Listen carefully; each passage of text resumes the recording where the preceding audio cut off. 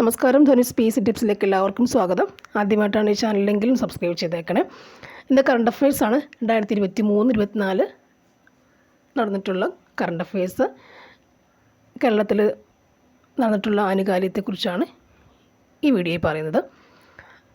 അപ്പോൾ എല്ലാ കേരള PSC എക്സാമിൽ തയ്യാറെടുക്കുന്നവർക്കും നോക്കാൻ പറ്റുന്ന, പഠിക്കേണ്ടുന്ന 25 ക്വസ്റ്റ്യൻസ് മാത്രം അടങ്ങിയൊരു കണ്ടൻറ്റാണിത്. 25 ക്വസ്റ്റ്യൻസ് മാത്രം, പ്രധാനപ്പെട്ട 25 ക്വസ്റ്റ്യൻസ് മാത്രം അടങ്ങിയൊരു കണ്ടൻറ്റാണിത്. നോക്കാം, ആനുകാലികം കേരളത്തിൽ എന്താണെന്ന് നോക്കാം. കേരളത്തിൽ 18ാമത് ലോക്സഭാ തിരഞ്ഞെടുപ്പ് നടന്നത് എന്നാണ്. കേരളത്തിൽ 18ാമത് ലോക്സഭാ തിരഞ്ഞെടുപ്പ് നടന്നത് എന്നാണ്. 2024 ഏപ്രിൽ 26 കഴിഞ്ഞ് നടന്നിട്ടേ ഉള്ളൂ അല്ലേ. 2024 ഏപ്രിൽ 26 18ാമത് ലോക്സഭാ തിരഞ്ഞെടുപ്പായിരുന്നു. 18ാമത് ലോക്സഭാ തിരഞ്ഞെടുപ്പായിരുന്നുള്ളത് ഓർത്തിരിക്കണം. എന്നായിരുന്നു അത്? 2024 ഏപ്രിൽ 26 2024 ഏപ്രിൽ 26 18ാമത്തെ ലോക്സഭാ തിരഞ്ഞെടുപ്പായിരുന്നു കേരളത്തിൽ നടന്നത്. ഓക്കെ അല്ലേ?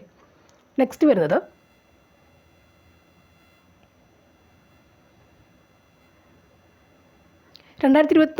ജനുവരി 16 100ാം ചരമവാർഷികം ആചരിക്കപ്പെട്ട മലയാള കവി.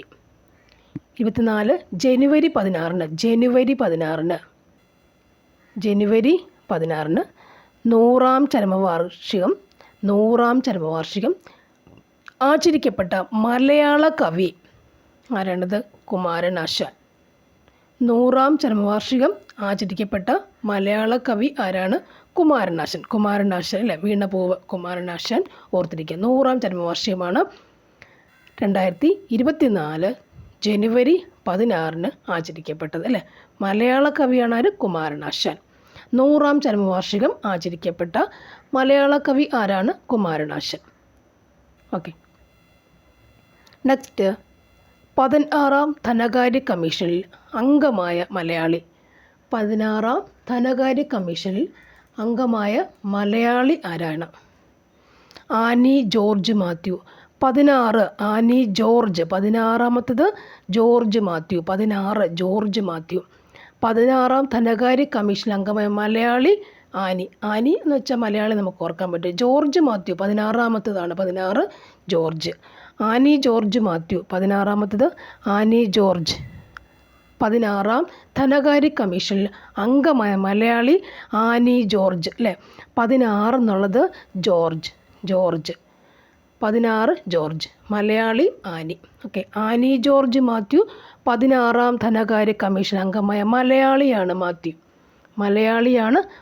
ആനി ജോർജ് മാത്യു ആണ് മലയാളി. ഇവിടെ 16ാം ധനകാര്യ കമ്മീഷനിൽ.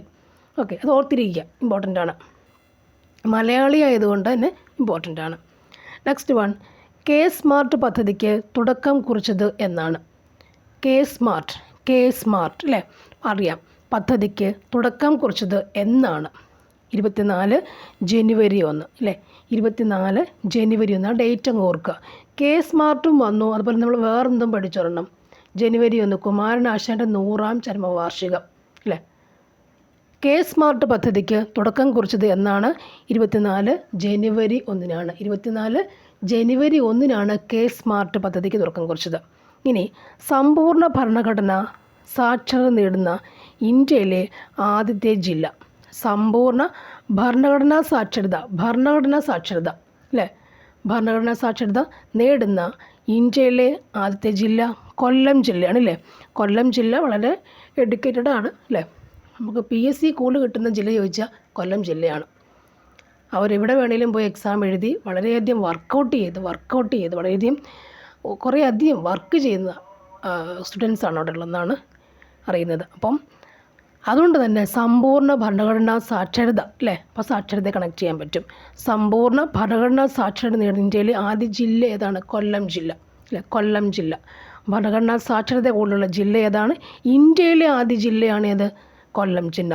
സമ്പൂർണ്ണ ഭരണഘടനാ സാക്ഷരത നേടുന്ന ഇന്ത്യയിലെ ആദ്യ ജില്ലയാണ് കൊല്ലം ജില്ല. അടുത്തത്, ഡിജിറ്റൽ സാക്ഷരത കൈവരിക്കുന്ന ഇന്ത്യയിലെ ആദ്യ നഗരസഭ. ഡിജിറ്റൽ സാക്ഷരത, ഡിജിറ്റലി ആണല്ലേ, എല്ലാം ഡിജിറ്റൽ, എഴുത്തൊന്നുമില്ല, ഡിജിറ്റലാണല്ലോ. ഡിജിറ്റൽ സാക്ഷരത Kottarakkara. Digital Kottarakkara. Digital Kottarakkara. Digital എന്താണ്? കൊട്ടാരക്കര. ഡിജിറ്റൽ സാക്ഷരത കൈവരിക്കുന്ന ഇന്ത്യയിലെ ആദ്യ നഗരസഭ ആരാണ്? കൊട്ടാരക്കര. ഇന്ത്യയിലെയാണ് കേട്ടോ. നമ്മൾ പഠിച്ച ഇന്ത്യയിലാണ്. നേരത്തെ പഠിച്ചത് എന്താണ്? ഇന്ത്യയിലെ പഠിച്ചത്. അപ്പം ഡിജിറ്റൽ ഏതാണ്? Kottarakkara. Digital Kottarakkara. D Kottarakkara. D Kottarakkara. Digital സാക്ഷരത കൈവരിക്കുന്ന ഇന്ത്യയിലെ ആദ്യ നഗരസഭ ഏതാണ്? കൊട്ടാരക്കര നഗരസഭ. കൊട്ടാരക്കരയാണ്. കൊട്ടാരക്കര നഗരസഭ. ഇനി കേരളത്തിലെ ആദ്യ ദീപാലംകൃത പാലം എവിടെയാണ്? അല്ലേ, ഫറോക്ക് എന്ന് പറയും. ഫറോക്ക് എവിടെ? നമ്മൾ കോഴിക്കോടേക്ക് പോകുമ്പോൾ ഫറോക്ക് പാലം, അല്ലേ, ട്രെയിനിൽ പോകുമ്പോൾ ഫറോക്ക് പാലം കടന്നാണ് പോവുക. സോ ദീപാലംകൃതമായ പാലം ഫറോക്കാണ്. ദീപാലംകൃതമായ പാലം ഏതാണ്? ഫറോക്ക് പാലം കേട്ടോ. ദീപാലംകൃതമായ പാലം ഏതാണ്? ഫറോക്കിലാണ്. ഫറോക്ക്, അല്ലേ, ഫറോക്ക്, റോക്ക്. അവിടെ ദീപങ്ങളാൽ തെളിയിക്കപ്പെട്ടതാണ്. ദീപാലംകൃത പാലം ഫറോക്കാണ്. ദീപങ്ങൾ വന്നത് ഫറോക്കിലാണ്. ഓക്കെ, ദീപാലംകൃത പാലം എവിടെയാണ്? ഫറോക്കിലാണ്. കേരളത്തിലെ ആദ്യത്തെ ദീപാലംകൃത പാലം എവിടെയാണ്? ഫറോക്കിലാണ്. അടുത്തത്, രാജ്യാന്തര AI ഉച്ചകോടിക്ക് വേദിയാകുന്ന കേരളത്തിലെ നഗരം. രാജ്യാന്തര AI ഉച്ചകോടിക്ക് വേദിയാകുന്ന കേരളത്തിലെ നഗരം. AI ഉച്ചകോടിക്ക് കൊച്ചിയാണത്. AI, അല്ലേ, കൊച്ചി, എറണാകുളം, മെയിൻ എല്ലാ സംഭവങ്ങളും, അല്ലേ, AI ഉച്ചകോടിയാണ്, അല്ലേ. നമ്മുടെ ഫുട്ബോൾ ടൂർണമെൻറ്റ് അതുപോലെ ആദ്യമേ നടക്കുന്നതെല്ലാം കൊച്ചിയാണ് സെലക്ട് ചെയ്യുക എല്ലാവരും. സോ കൊച്ചിയാണ് ഇവിടെ വരുന്നത്. രാജ്യാന്തര AI ഉച്ചകോടിയാണ്, അല്ലേ, ഉച്ചകോടിയാണ്. കൊച്ചി ഉച്ചകോടി, അല്ലേ, കൊച്ചിയിലെ ഉച്ചകോടി, അല്ലേ. രാജ്യാന്തര AI ഉച്ചകോടി കൊച്ചിയിലാണ് നടക്കുക. രാജ്യാന്തര ഉച്ചകോടി കൊച്ചിയിൽ. രാജ്യാന്തര AI ഉച്ചകോടി നടക്കുന്ന അതിന് വേദിയാകുന്ന കേരളത്തിലെ നഗരം ഏതാണ്? കൊച്ചിയാണ്, അല്ലേ. ഉച്ചകോടി കൊച്ചി. ഇനി ജി ശങ്കരക്കുറുപ്പിൻ്റെ പേരിലുള്ള മഹാകവി GA സ്മാരകം സ്ഥിതി ചെയ്യുന്നത് എവിടെയാണ്? ജി ശങ്കരക്കുറുപ്പിൻ്റെ പേരിലുള്ള മഹാകവി GA സ്മാരകം. 1 മിനിറ്റ്. ഇവിടെ ജി സ്മാരകം എന്നാണ്. ഓക്കെ, സ്പെല്ലിംഗ് മിസ്റ്റേക്ക്, ക്ഷമിക്കുക. മഹാകവി ജി സ്മാരകം. ഓക്കെ, ജി ശങ്കരക്കുറുപ്പിൻ്റെ പേരിലുള്ള മഹാകവി ജി സ്മാരകം. മഹാകവി ജി സ്മാരകം സ്ഥിതി ചെയ്യുന്നത് എവിടെയാണ്? മറൈൻ ഡ്രൈവ്, കൊച്ചി തന്നെ. ഉണ്ടോ? മഹാകവി ജി സ്മാരകം. ജി ശങ്കരക്കുറുപ്പ് നമുക്കറിയാമല്ലോ, അല്ലേ, വളരെ പ്രധാനപ്പെട്ട ഒരാളാണ്, അറിയാമല്ലോ. മലയാളത്തിൻ്റെ, അല്ലേ, മലയാള മഹാകവി, അല്ലേ, അങ്ങനെയൊക്കെ ഓർക്കുമ്പോൾ അതെവിടെയാണത്? പ്രധാനപ്പെട്ടതും കൊച്ചി തന്നെ, അല്ലേ. മറൈൻ ഡ്രൈവിലാണ് കാണുക. മറൈൻ ഡ്രൈവിൽ, അല്ലേ, മേനകയിൽ, മറൈൻ ഡ്രൈവിൽ. മേനക എന്ന് പറയുമ്പോൾ എന്താ സ്ഥലപ്പേരാണത്? കൊച്ചിയിൽ, അല്ലേ. മറൈൻ ഡ്രൈവ് നിൽക്കുന്ന ആ സ്ഥലപ്പേര് ബ്രോഡ്വേ, അത് മേനകയാണ്. സ്ഥലപ്പേര് മേനക എന്നാണ്. ഞാൻ അവിടെ കുറേ നാളുണ്ടായിരുന്നു. മേനക എന്ന് കേൾക്കുമ്പോൾ എനിക്ക് ആദ്യം ഏതാണ് ഈ മേനക ഇറങ്ങാൻ എനിക്ക് വലിയ ബുദ്ധിമുട്ടാണ്, അല്ലേ. മറൈൻ ഡ്രൈവ് ഇറങ്ങാൻ പറഞ്ഞാൽ ഇറങ്ങും, പക്ഷേ മേനക എന്ന് പറഞ്ഞാൽ എനിക്ക് എന്താ സ്ഥലമെന്ന് അറിയില്ല. സോ ഇപ്പോഴും അങ്ങനെയാണ് മേനക, പക്ഷേ ഇപ്പം നല്ല ഉറപ്പായിട്ടുണ്ട്. മറൈൻ ഡ്രൈവ് എവിടെയാണ്? അപ്പോൾ മേനകയിലാണ്. സോ കൊച്ചിയാണത്, അല്ലേ. അപ്പോൾ ജി ശങ്കരക്കുറുപ്പിൻ്റെ പേരിലുള്ള മഹാകവി ജി സ്മാരകം എവിടെയാണ്? മറൈൻ ഡ്രൈവ്, കൊച്ചിയിലാണ്. മറൈൻ ഡ്രൈവ് കൊച്ചിയിൽ, മേനക. Marine drive Kochi. ജി ശങ്കരക്കുറുപ്പിൻ്റെ സ്മാരകം, മഹാകവി ജി സ്മാരകം, മേനക, മറൈൻ ഡ്രൈവ് കൊച്ചി, അല്ലേ. ആൻസർ കൊച്ചി. നെക്സ്റ്റ് വരുന്നത്, കേരളത്തിലെ ആദ്യ സൗജന്യ വൈഫൈ പാർക്ക് മാനാഞ്ചിറ സ്ക്വയർ എവിടെയാണ്? വൈഫൈ പാർക്ക്, അല്ലേ, അത് നല്ലതാണല്ലോ. വൈഫൈ ഉള്ള പാർക്ക്, അല്ലേ. അവിടെ നമുക്ക് എല്ലാവർക്കും അത്യാവശ്യം വേണ്ട ഒന്നാണ് വൈഫൈ, അല്ലേ. നെറ്റിൻ്റെ പ്രശ്നം വളരെയാണ്. ചാനൽ കാണണമെങ്കിൽ നമുക്ക് വൈഫൈ വേണം, അല്ലേ, നെറ്റ് വേണം. പക്ഷേ എല്ലാവരും പാസ്വേഡ് ഇട്ട് പൂട്ടി വയ്ക്കും. നമുക്ക് കിട്ടാൻ ബുദ്ധിമുട്ടാണ്. പക്ഷേ ഇവിടെ എന്താണ്? സൗജന്യ വൈഫൈ. പക്ഷേ ട്രെയിനിൽ പോയാൽ നമുക്ക് റെയിൽവേ വൈഫൈ കിട്ടാറുണ്ടല്ലേ, ചില സ്പോട്ടുകളിൽ. കോട്ടയം അല്ലെങ്കിൽ ഷൊർണൂർ കിട്ടാറുണ്ട്, കോഴിക്കോട് ജംഗ്ഷൻ, അങ്ങനെയൊക്കെ സെക്ഷൻ വൈസേ കിട്ടാറുള്ളൂ വൈഫൈ, റെയിൽവേ വൈഫൈ. എന്നാൽ ഇവിടെ എന്താണ്? കേരളത്തിലെ ആദ്യ സൗജന്യ വൈഫൈ പാർക്ക് മാനാഞ്ചിറ സ്ക്വയർ എവിടെയാണ്? കോഴിക്കോട്. മാനാഞ്ചിറ കേൾക്കുമ്പോൾ നമുക്ക് എന്തറിയാം? അത് കോഴിക്കോട്, അല്ലേ. വൈഫൈ പാർക്ക് എവിടെയാണ്? മാനാഞ്ചിറ സ്ക്വയർ. മാനാഞ്ചിറ അറിയാത്ത ആരും ഇല്ലല്ലോ, അല്ലേ. എല്ലാവർക്കും അറിയാം കോഴിക്കോടാണെന്നറിയാം. മാനാഞ്ചിറ പാർക്ക്, അല്ലേ, മാനാഞ്ചിറ സ്ക്വയർ കോഴിക്കോടാണ്. കേരളത്തിലെ ആദ്യ സൗജന്യ വൈഫൈ പാർക്ക്, അല്ലേ. അവിടെ അവിടെ പോയിരുന്ന് നമുക്ക് ക്ലാസ് കാണാം, യൂട്യൂബ് ചാനലൊക്കെ കാണാം, ഫ്രീ ആയിട്ടിരുന്ന് കാണാം അല്ലേ. അപ്പോൾ നോക്കുകയാണെങ്കിൽ ശരിക്കും പറഞ്ഞാൽ യൂട്യൂബ് ചാനലെല്ലാം കാണുന്ന ആൾക്കാർ ഇവിടെ പോകും. അല്ലെങ്കിൽ യൂട്യൂബ് കാണും, അല്ലെങ്കിൽ എന്ത് വേണം, ഗൂഗിൾ സെർച്ച് ചെയ്യാൻ നമുക്ക് അവിടെ പോകാം. അവിടെ പോയി കോഴിക്കോട് മാനാഞ്ചിറ സ്ക്വയറിൽ പോയിരിക്കുക. ഓക്കെ, കേരളത്തിലെ ആദ്യ സൗജന്യ വൈഫൈ പാർക്ക് മാനാഞ്ചിറ സ്ക്വയർ എവിടെയാണ്? കോഴിക്കോടാണ്. അടുത്തത് ഡിമെൻഷ്യ സൗഹൃദ കേരളം. ഡിമെൻഷ്യ ഡി അല്ലേ, ഡിപ്രഷൻ, ഡിമെൻഷ്യ സൗഹൃദ കേരളം സാക്ഷാത്കരിക്കുന്നതിനായി കേരള സാമൂഹ്യ സുരക്ഷാ മിഷൻ വഴി സാമൂഹ്യനീതി വകുപ്പ് നടപ്പാക്കുന്ന പദ്ധതി ഏതാണ്? ഡിമെൻഷ്യ, ഇപ്പോഴത്തെ പ്രായമുള്ളവർക്കെല്ലാം വരുന്നൊരു സംഭവമാണിത് ഡിമെൻഷ്യ, ഓർമ്മക്കുറവ് അല്ലേ.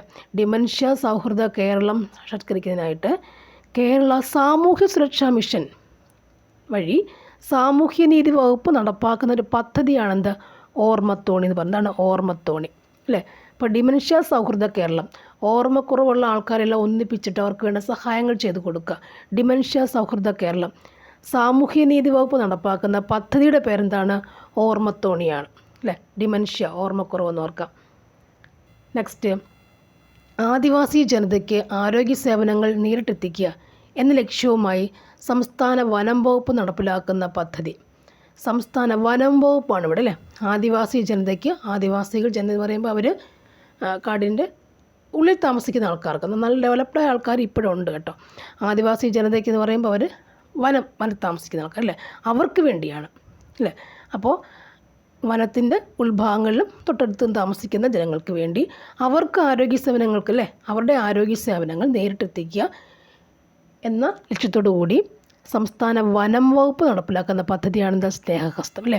അപ്പോൾ ആദിവാസി ജനതയെ നമ്മളോട് ഒന്നിച്ച് സ്നേഹിച്ച് കൂടെ കൊണ്ടുപോകാൻ വേണ്ടി സംസ്ഥാന വനം വകുപ്പ് നടപ്പിലാക്കുന്ന പദ്ധതി എന്താണ്?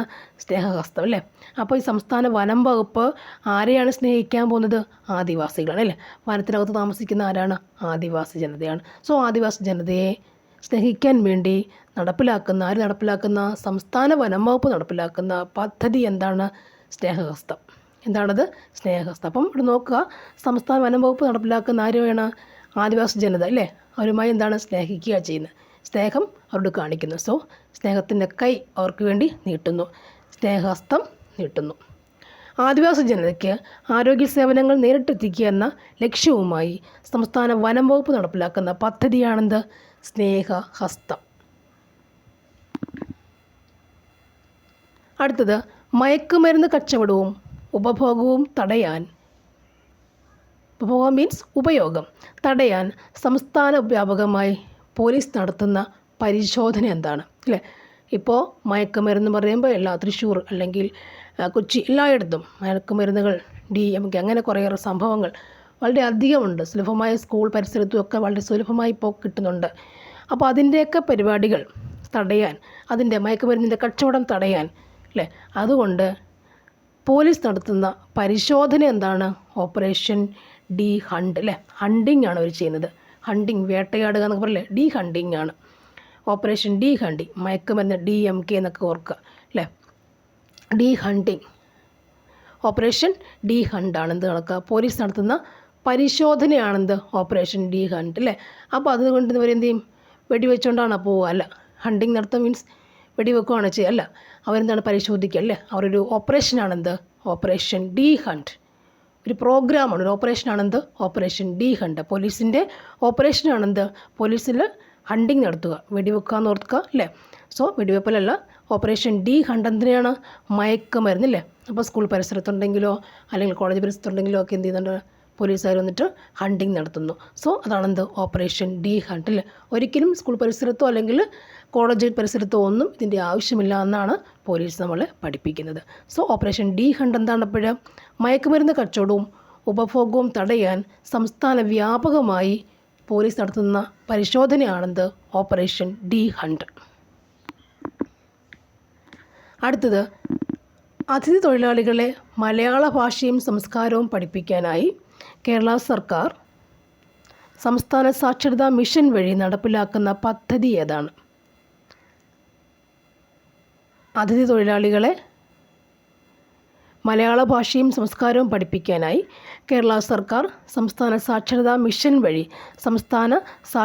മിഷൻ വഴി നടപ്പിലാക്കുന്ന പദ്ധതിയാണ് ചങ്ങാതിയാവും അല്ലേ. അവർ അതിഥി തൊഴിലാളികൾ നമ്മളിൽ നിന്ന് വളരെയധികം അകന്ന് നിൽക്കുമ്പോഴെന്തോന്നുക, അവർക്ക് പല കാര്യങ്ങളും ഇല്ലേ നമ്മളോട് ക്രൂരമായി ചെയ്യാൻ തോന്നും അല്ലേ.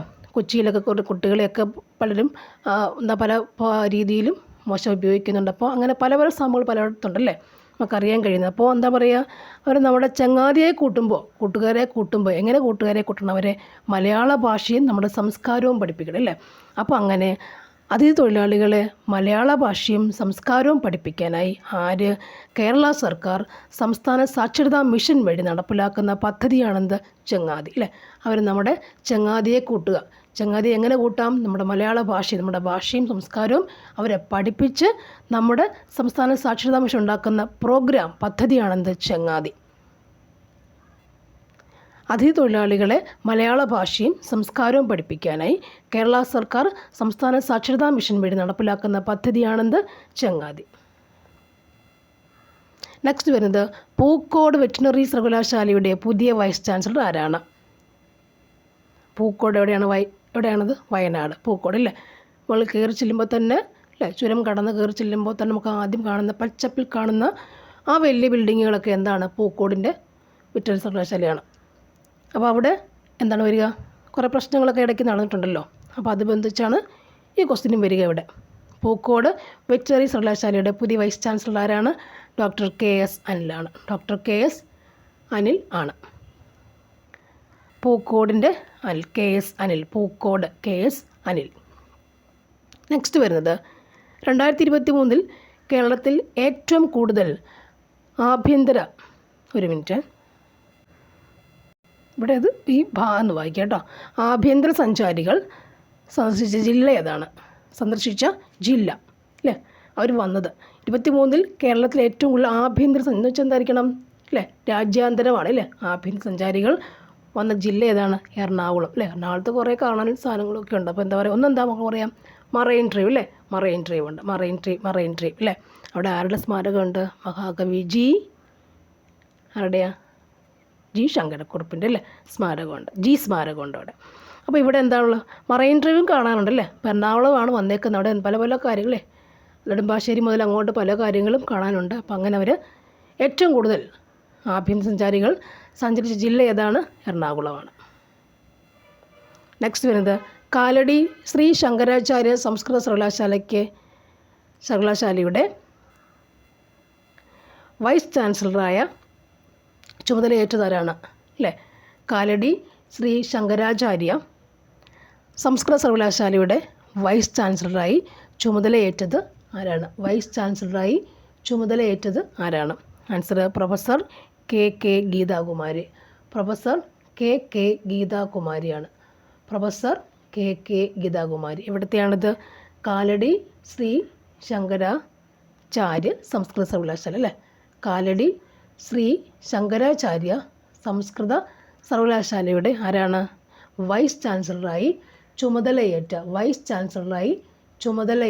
ആരാണ്? വൈസ് ചാൻസലർ ചുമതലയേറ്റ ലേഡി ആരാണ്? Professor KK Geethakumari. കാലടിക്ക് ഗീതാകുമാരി. ഇതൊന്ന് റിപ്പീറ്റ് ആയിപ്പോലെ. നെക്സ്റ്റ് വൺ, 700-ലേറെ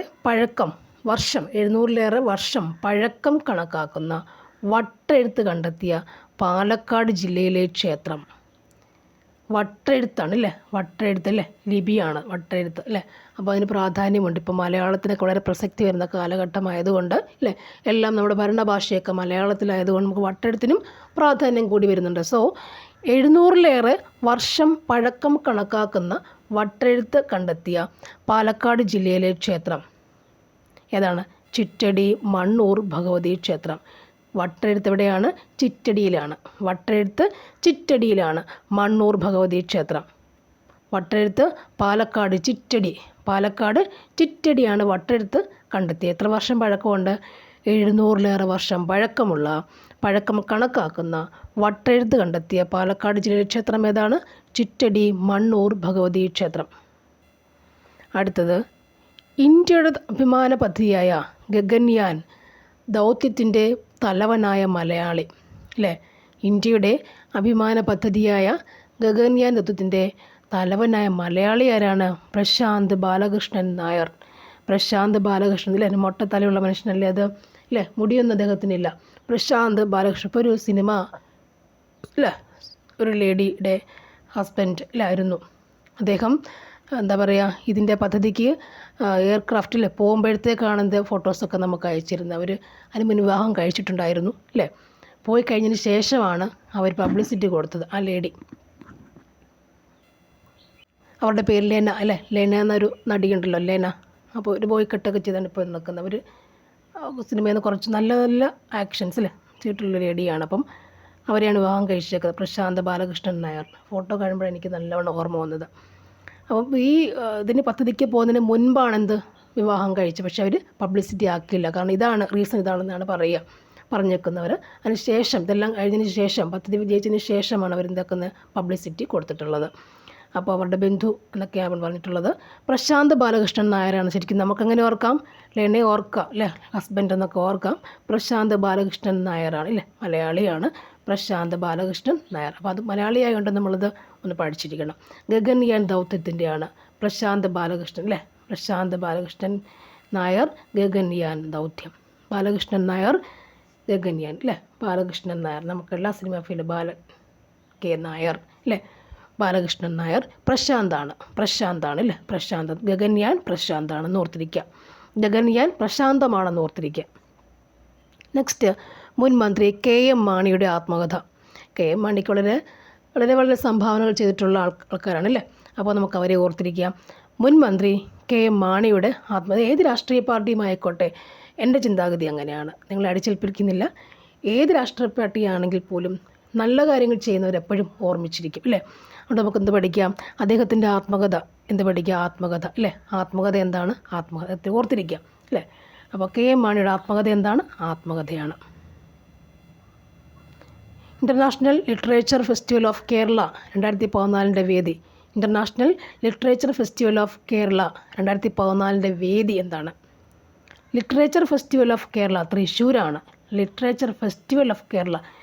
നമുക്കിപ്പോൾ തൃശ്ശൂർ ആരെടുത്തു അല്ലേ, നമ്മുടെ ആ ഒരു ജോക്ക് ടൈപ്പ് നമുക്ക് പറയാം, സുരേഷ് ഗോപി എടുത്തു അല്ലേ, സുരേഷ് ഗോപി ജയിച്ചോടെ.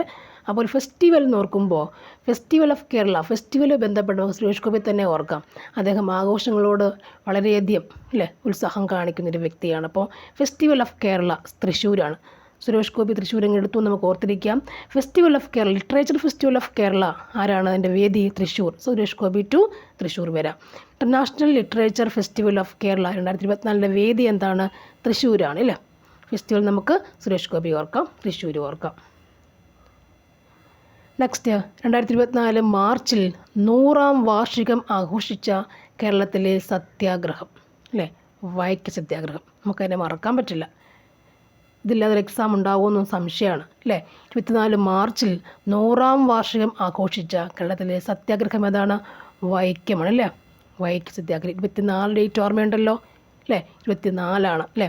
ആ ഡേറ്റ് വൈക്കം സത്യാഗ്രഹം എന്ന് പറയുമ്പോൾ അതിൻ്റെ തുടക്കം ഇവിടെ, അവസാനം ഇവിടെ എന്നാണെന്നുള്ള ചോദ്യം എപ്പോഴും ഉണ്ട്. അപ്പോൾ ഇപ്പോൾ ഇവിടെ സംഭവിക്കുന്നത് എന്താണ്? 24 മാർച്ചിൽ 100ാം വാർഷികം ആഘോഷിച്ചു. 100 വർഷങ്ങളായി. നോക്കിക്കോണേ, 100 വർഷമായി അല്ലേ എന്നാണെന്ന് ഓർക്കുക. 24 മാർച്ചിൽ 100ാം വാർഷികം ആഘോഷിച്ച കേരളത്തിലെ സത്യാഗ്രഹം അതാണ് വൈക്കം സത്യാഗ്രഹം. വൈക്കമാണ്, വൈക്കം അല്ലേ. നെക്സ്റ്റ് നോക്കാം, മഹാത്മാഗാന്ധി ഗ്രാമീണ തൊഴിലുറപ്പ് പദ്ധതി കേരളത്തിൽ പുതുക്കിയ വേതനം എത്രയാണ്? ഇതിന് പ്രാധാന്യമുണ്ടോ എന്ന് ചോദിക്കില്ലേ? പക്ഷേ ഉണ്ട്. കാരണം സാധാരണക്കാരായ ജനങ്ങൾ മുഴുവൻ എങ്ങനെയാണ് ജീവിക്കുക? ഈ 1 രൂപ കൊണ്ടാണ് ജീവിക്കുക അല്ലേ. അവരുടെയൊക്കെ അക്കൗണ്ടുകളിൽ വന്നെറിയുന്ന പൈസയാണിത് അല്ലേ. നമ്മൾ പറയും അവർ വെറുതെ പോയിരിക്കുന്നു, അങ്ങനെ പോയിരിക്കുന്നൊക്കെ പല പരിപാടികൾ പറയുന്നുണ്ടെങ്കിൽ പോലും കുറച്ചധികം ജോലി അവർ ചെയ്യുന്നുണ്ട് അല്ലേ. അവർ കൊടുക്കുന്ന വേതനമാണ് സാധാരണപ്പെട്ട ആൾക്കാർക്കല്ലേ കൊടുക്കുന്ന ഒരു വേതനമാണ് എന്തത്? 346 രൂപ അല്ലേ. ഇതൊക്കെ ഡെയിലി ഉള്ള വേതനം അല്ലേ, പുതുക്കിയ വേതനം. ഈ വേതനം അവർക്ക് ചെല്ലുന്നുണ്ട്, അവർ അക്കൗണ്ടുകളിലേക്കാണ് പോവുക അല്ലേ. അതുകൊണ്ട് എന്താണ്, സാധാരണക്കാർക്ക് അക്കൗണ്ടുകളിൽ പൈസ നിറയും. 346 രൂപ എന്നുള്ളത് പഠിക്കണം. 346 രൂപ, 346 ഉണ്ടോ. ഇപ്പോൾ പുതുക്കിയ വേതനം അതാണ് 346. 346 രൂപയാണ്. മഹാത്മാഗാന്ധി, മഹാത്മാ 3 അല്ലേ, ഗാന്ധി 4, ഗ്രാമീണം 6 അല്ലെ, തൊഴിലുറപ്പ് 6 അല്ലേ. 346 ആണെന്ത് ഇപ്പോഴത്തെ പുതുക്കിയ കേരളത്തിലെ പുതുക്കിയ വേതനം. അതുകൊണ്ട് ഓരോരുത്തർക്കും ജീവിക്കാൻ പറ്റും, ഷുവറാണത്. 340 വർഷത്തേക്ക് എത്തുന്നവർ പറഞ്ഞാൽ പോലും 346 രൂപ കിട്ടുമല്ലോ. വെറുതെ ഇരിക്കുന്നവർക്ക് കിട്ടുമോ? ഒരിക്കലും കിട്ടില്ല.